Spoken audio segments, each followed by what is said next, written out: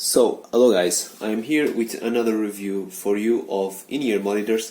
This time we have the Sony MDR EX-15AP. The reason that I'm reviewing these headphones is because the relative bottom, and I thought it would be a nice review to do since these are easily available in retail shops in Portugal for around 10 euros. The first thing that you notice when you have this in hand is that the cable is really flimsy, like most of the in-ear monitors at this price point in retail stores, like the Philips SH3590, and I feel that will be a problem in the long-term durability of these headphones. But if you buy them in a real retail store, as long as you have the warranty, you can trade them up for 2 years without any issues whatsoever. But still beware, I would wear these with a carrying case because the cable is just too thin and flimsy. The next thing that we notice is that this is the headset version, which means that we have this remote control with just one button that allows us to pause and play the music, alongside a little microphone for those of you that do this like for calls or just recording voice. But the voice quality is just normal, nothing too amazing, just they do the work just fine. Another thing, in terms of accessories, I don't have the box here, but these come with just a pair of small, medium and large tips. These are the medium tips that are defaultly installed in them. And although they have only those accessories, the tips seal quite well. It's really important for these if you want to have like the best performance out of these Sony in-ear monitors, you need to insert them deep in order to get the best seal possible. Overall, the casing is just in this nice plastic with the indicators offside here. You got the right and left, but you got these stress reliefs, but they're just a little bit too flimsy in my opinion.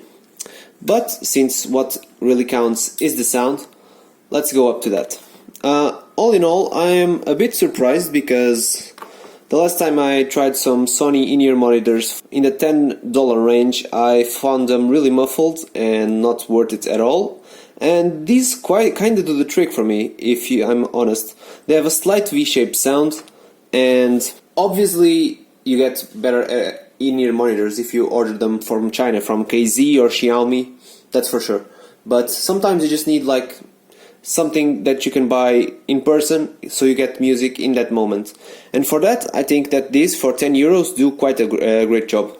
The bass doesn't go as deep as you would like. For example, the extension is not there, but it's hard when you need to, for making it ideal, for example, for pop or drum and bass.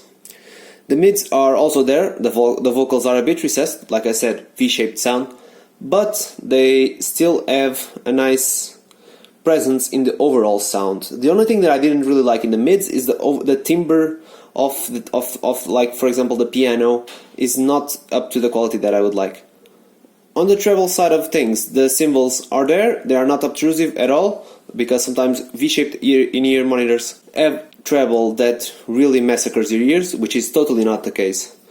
So all in all, I think that these are pretty competent, although if you guys like, I think these are better for those of you that listen to, for example, more pop and rap. But if you want something with a little bit more capability of handling more diverse genres, I would recommend the Philips SH3590 for a tiny bit little more sound quality. Another thing that I didn't really enjoy with these is the Soundstage, because it's really narrow, and for example, if you're listening to an orchestral piece or, for example, a live recording of a band, everything feels a little bit claustrophobic. And the SH3590 does it a little bit better. Or if you just want something even better when imported from China, just get yourself some KZ ATEs or some Xiaomi Pistons, for example. Not the youth version though; those cheaper versions are worse than this Sony. But the dual driver hybrids or something like that. All in all, I think this is a pretty competent in-ear monitor. I was not expecting that for 10 euros you have a cohesive and like it doesn't hurt anyone.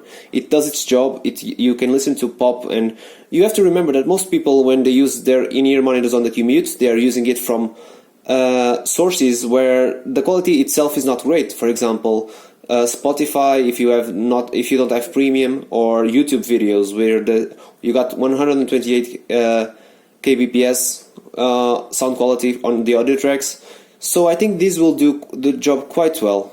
If you want to know anything more about the Sony MDR EX-15AP, please let me know, and I'll try to answer your questions in these comments.